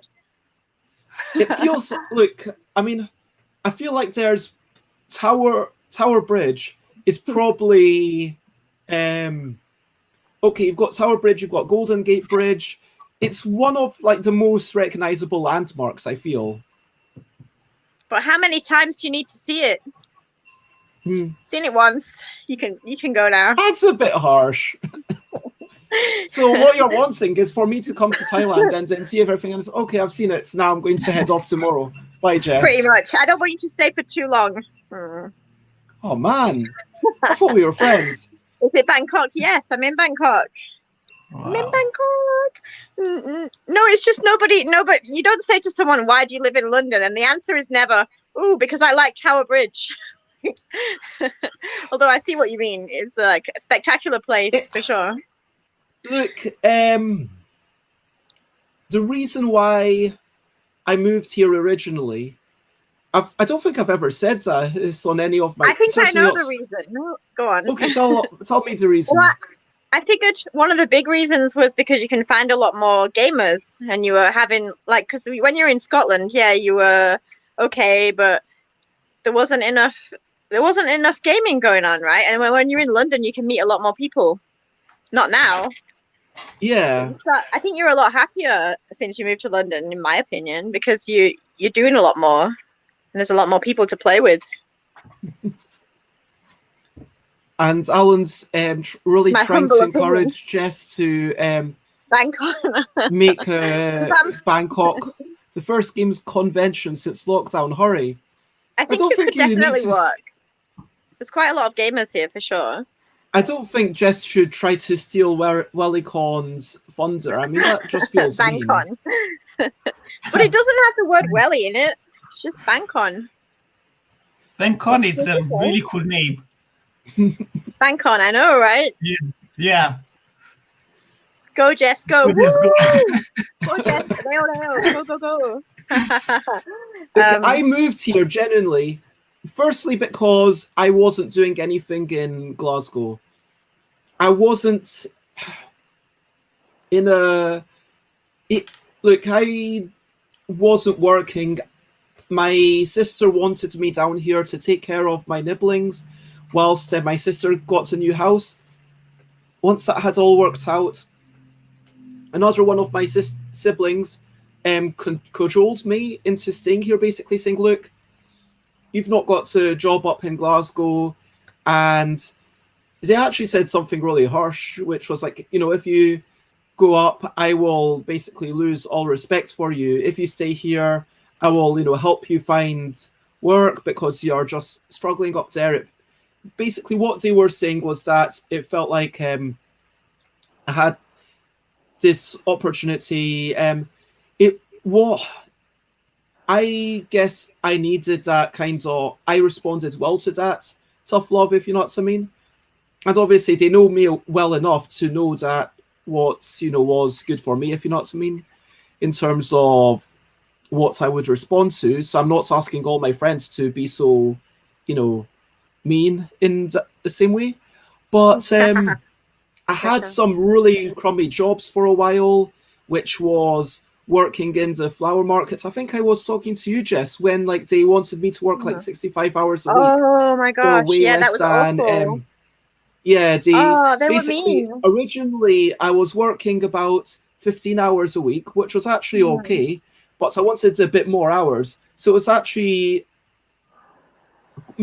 going there first thing in the morning, 6 o'clock I would start, which was a bit earlier than I would like, but then finishing at 9 o'clock, which at least meant that I had, from 10 o'clock until 5 o'clock I would spend looking for other jobs, and then from 5 o'clock onwards I would just watch things, listen to things, play test things, go out and play at London on Boards, which was such an amazing place where I could cycle with a bicycle. I could play games every night of the week. That was just the power of London. And bye Alex. So true.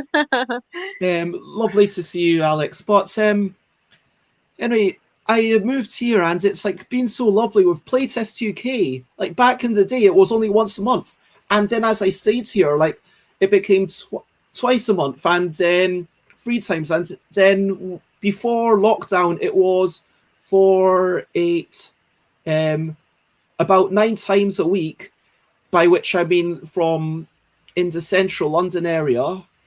If I include North London, then it was 10 times a week. If I include South London, then it was about 14 times a month. Sorry, not a week.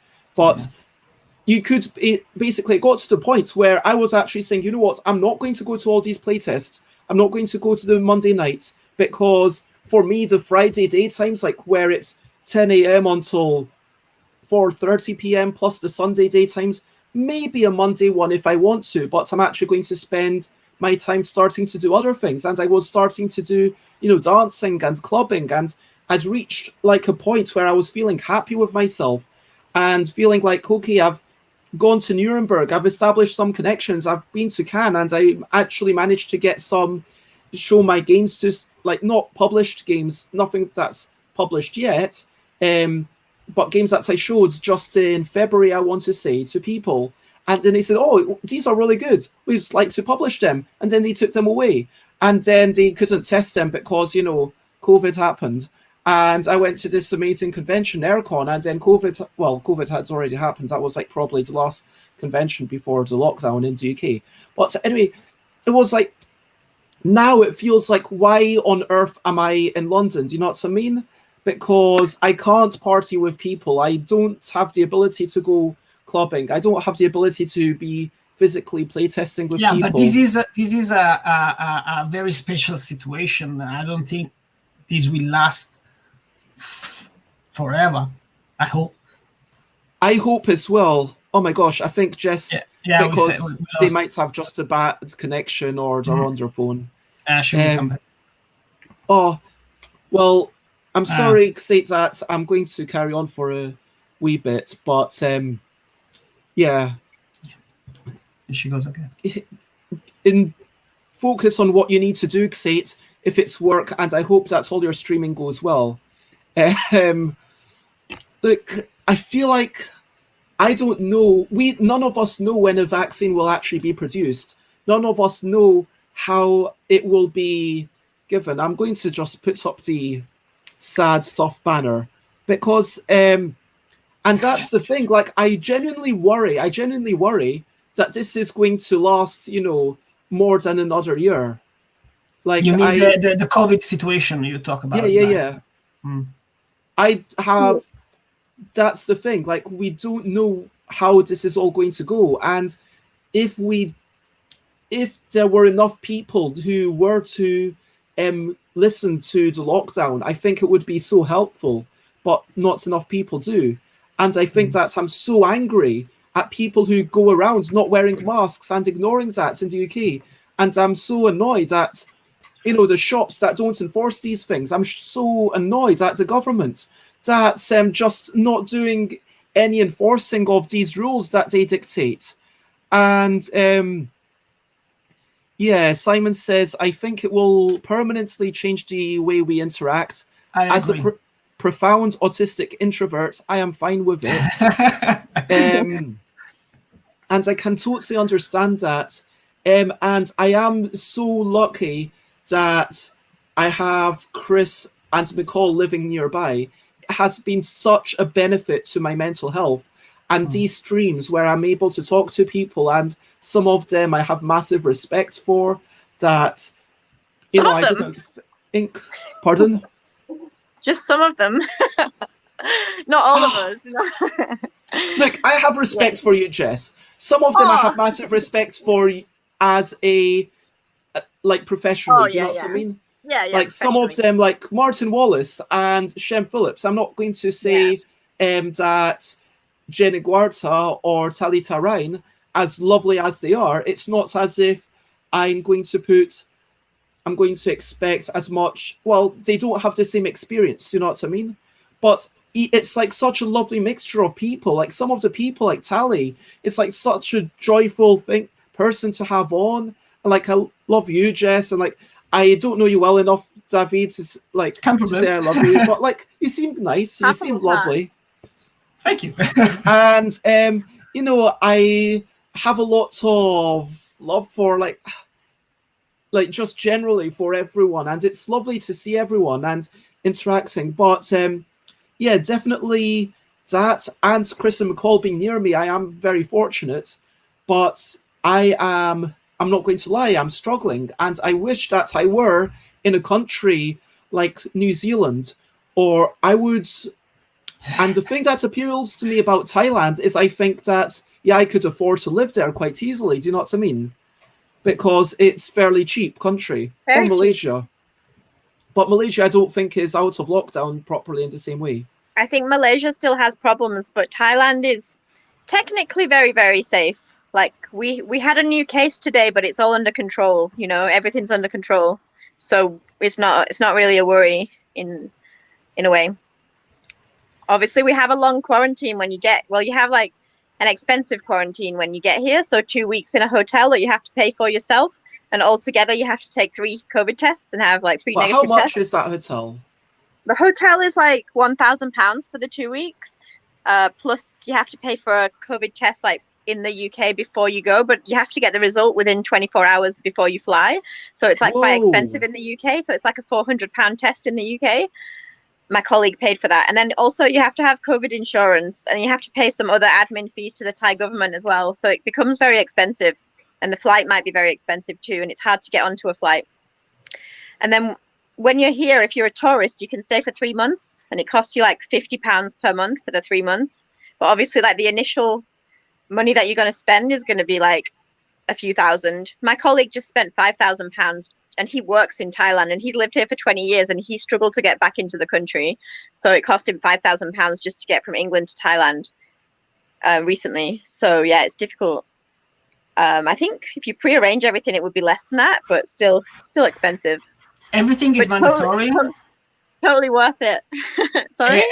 All the stuff that you just said is mandatory, the testing. Yes.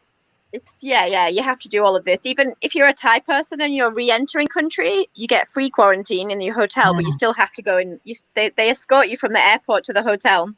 Like, there's no way out of it, which is really good. We all have complete freedom now. Like, everybody still wears masks, but we can go out, we can socialize, we can drink, we can go to nightclubs. Like, now we can do anything, and it's. So do you have like people hooking up in nightclubs like before?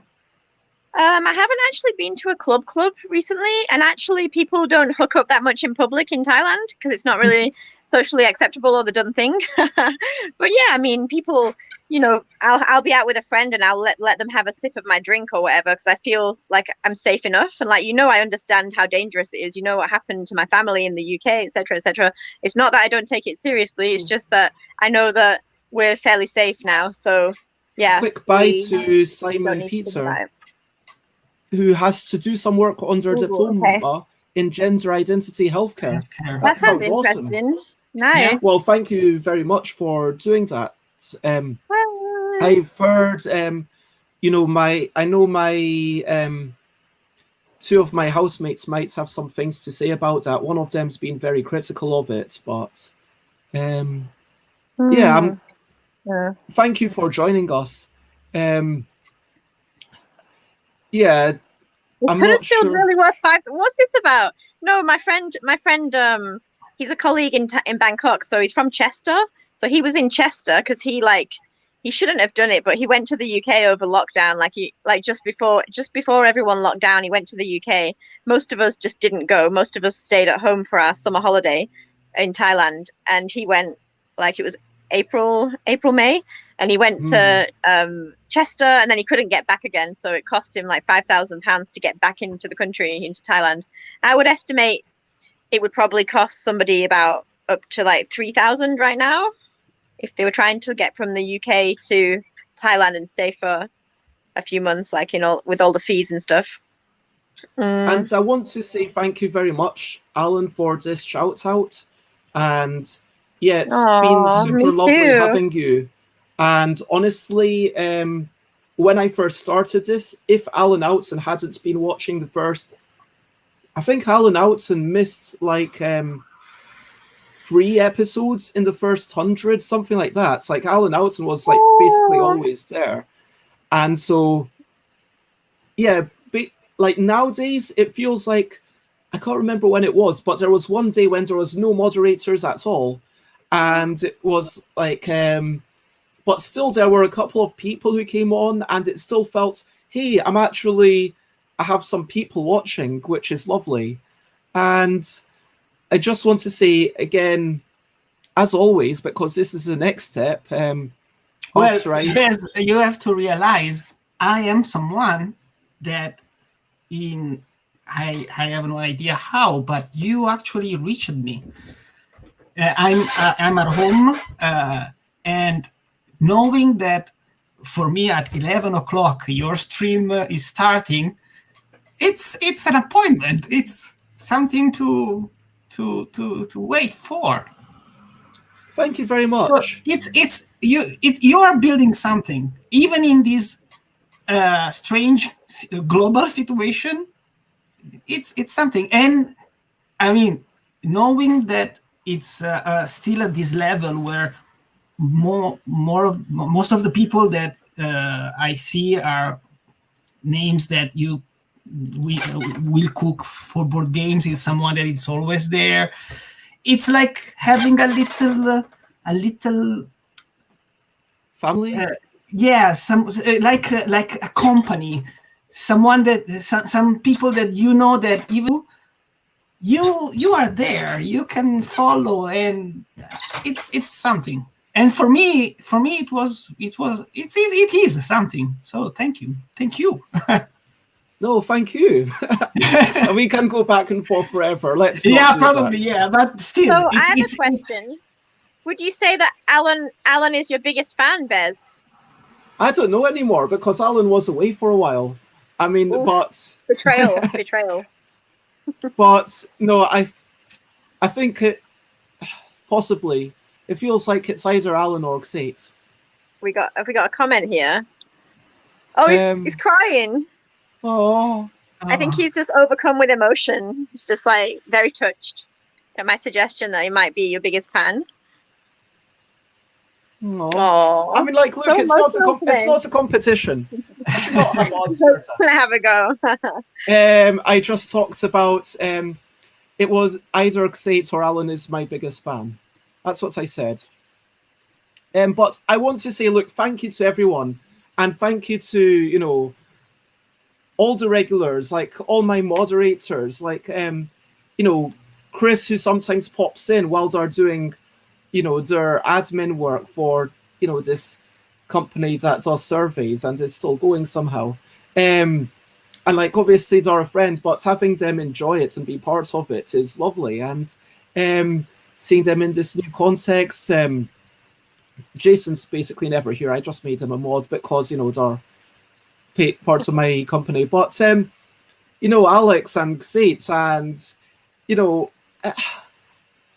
like Maya, like who's kind of coming in, and Jeroen and Jay Foolsguard, and like David Edardwin, it's lovely to see you. And like sometimes when Wellycon pops in, and there's all these names that I kind of recognize a lot from Loserpalooza, thanks to Xate for bringing so many people over, and like Duchess or although they're normally in the evenings, but like CD, Wellycon, which Xate's got me in touch with the people from Wellycon. Like I would not have known about Wellycon at all if it weren't. Oh man, apparently Xate doesn't even like me. That's harsh.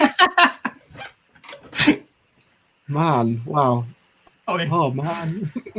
I just want to say, I understand me either. By the way, I haven't answered Alan's questions. Okay, I kind of promised that we'd finish at 12, but it's okay. Do it really. Okay.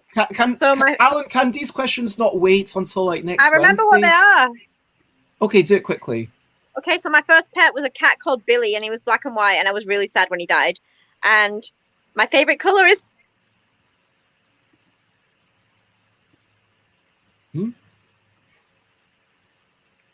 What happened? Oh, that was not... Sorry, my favorite color is pink. Okay. In Thai, sea shampoo. Okay. That's it. And when will we have Jesse's jestful, joyful jappings? It is what is that? Tuesday morning. Oh, I didn't know I was on today, by the way. I don't know. I had a day off work today. It's a national holiday, so like I'm out of the, I don't know. Today's like an ice cream day. So I'm on Tuesday. Okay, cool. So next streams, if you want to check them out, look at stuffbeds.com/streams. Tomorrow I am super excited about, because it's hopefully my youngest ever guest, all the way from Huddersfield, Dan and maybe Cora Hughes. Sunday, I'm super excited about that. We're comparing burlesque to board games with Alex Fanny Davis. So I have done some burlesque in the past, and it's all thanks to this person. Might even show some pictures. Monday is making a series with Shem Phillips. So if you've got any questions that you want me to ask in advance, we've not talked about having them on the third time, so I kind of suggested twice, and then because of the Australian date time, I think it'll become a little bit too late, but we'll see how we go. Like, if we have an idea for another thing afterwards, we'll explore something else. But anyway, they were lovely the first time, and of course, the most important one, Tuesday is when Jess is coming at 10 a.m. UK time. Share, spread the word. Let me see what else is happening on Twitch to potentially raid. And I never actually said. Yeah, we've got 2 minutes. Over to you. What are you up to? Anything? Share anything, only if you want to. Something that are looking forward to, hopes or ambitions. Share anything exciting, trivial, fun, or just whatever. David, what do you want to share? I was not prepared. Just the weekend. Having fun with my girlfriend on the weekend. Nice. Yeah. Jess? Tonight, I think I might be going to a very traditional kind of Hindu-influenced vegan festival that happens once a year in Bangkok, and it's really cool. The food is very cheap and very delicious. Yay! Make photos. And come to Thailand. Yeah, I'll take photos. So, Alan's son is having a party in the garden tonight, a small group, they should say, and they're hoping that you do BangCon. BangCon! I'll do it. In all seriousness, I am looking forward to, I'm going to do another Friendly Friday forum. Definitely December onwards. This will be every single Friday. And so, if you want to jump in, jump out, so you don't have to stay for the whole thing. It's totally up to you.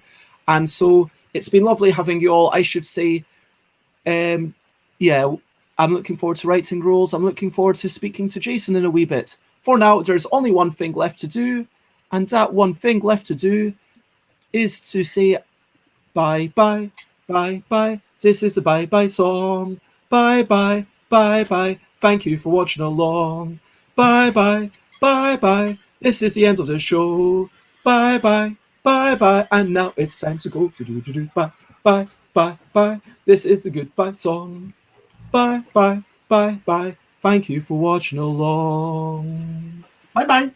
Bye, bye, bye, bye. This is the end of the show. Bye, bye, bye, bye. And now it's time to go.